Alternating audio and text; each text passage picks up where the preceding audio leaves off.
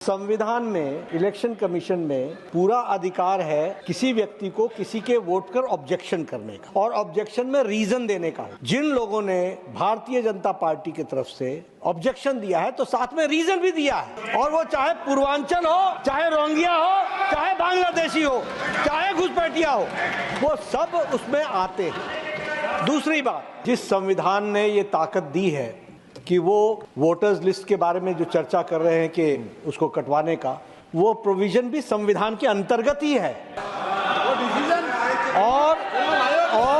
और उसमें देखने वाली बात ये है कि ये इतने दिन सत्ता पे कहीं रोहिंग्या और बांग्लादेशी के वोटों पर तो नहीं बने हुए थे। इन्होंने कहा कहीं ऐसा तो नहीं जिनके नाम काटे जा रहे हैं वो रोहिंग्या हैं। हमारे उत्तर प्रदेश के भाई, हमारे पूर्वांचल के भाई, हमारे यूपी बिहार के भाई जो 40-40 साल से दिल्ली में रह रहे हैं, अपने श्रम, अपने खून पसीने से दिल्ली को बना रहे हैं, आप उनको रोहिंग्या करें, आप उनको रोहिंग्या करें। हिम्मत कैसे हुई आपकी? हिम्मत कैसे हुई आपकी? आप बैठे, आप हमारे पूर्वांचल के भाइयों को रोहिंग्या कहेंगे? हिम्मत कैसे हुई आपकी? हिम्मत नहीं होनी चाहिए आपकी। आगे बोले। पूर्वांचल के लोगों को ये बांग्लादेशी कह रहे हैं। मैं नाम पढ़ रहा हूं, राम सिंह बसंत विहार में रहते हैं, उनका वोट कटवाया गया। राम बसंत विहार में रहते हैं। आप सब बैठिए। ये पता है सर, आपके सदन पर रखूंगा। ये हिंदू लोग हैं, हिंदू लोग हैं, इनका नाम राम है, इनका नाम राम है, राम, इनका नाम राम है, राम। छोटेलाल वर्मा, अंबेडकर नगर, बस्ती, आरके पुरम, दिल्ली, इनका नाम कटवाया गया।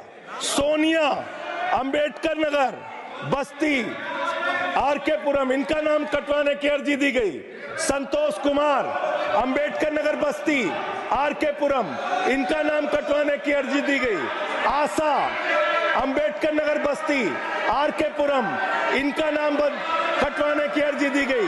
गीता, हरकेश, सुशील कुमार, नरेंद्र, सुमन, ये सारे नाम लेके आया हूं। ये हमारे यूपी के, बिहार के, ये दिल्ली में रहने वाले 40-40 साल पुराने रहने वाले लोग हैं। ये बांग्लादेशी नहीं है, ये रोहिंग्या नहीं है। इनको आपने रोहिंग्या और बांग्लादेशी कहा है।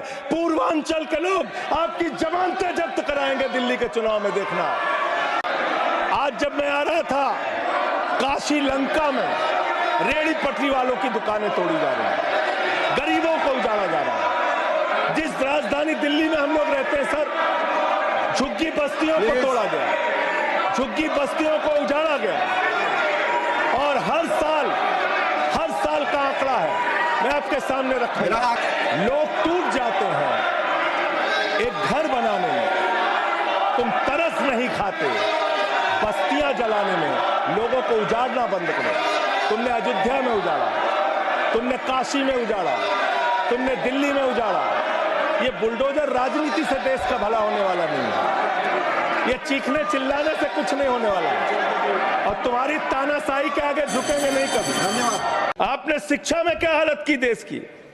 माननीय शिक्षा मंत्री जी यहां पे बैठे हुए हैं, मैं बताना चाहूंगा शिक्षा के स्तर को आपने कहां पहुंचा दिया। 11 लाख, अरे क्या क्या यहां बोला गया, मैंने खूब सुना है, आप ही लोगों से सीखा है। 11 लाख बच्चों को सरकारी स्कूल से दूर किया गया। 11 लाख बच्चों को।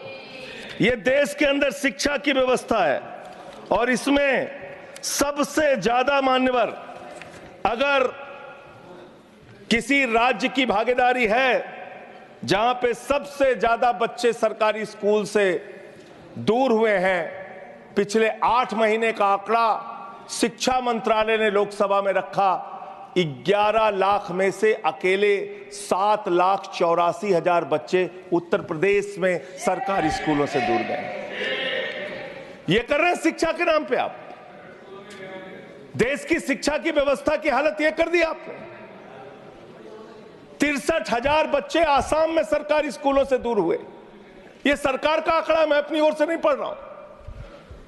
सरकार से पूछा गया शिक्षा पे कितना खर्च करते हैं, जीडीपी का कितना हिस्सा शिक्षा पे खर्च करते हैं, पिछले 3 वर्षों से भारत की सरकार जीडीपी पे 0.4% शिक्षा पे ऊपर खर्च करती है, और दिल्ली की सरकार जहां अरविंद केजरीवाल की सरकार है, हम शिक्षा के ऊपर 25% बजट का हिस्सा खर्च करते हैं माननीय।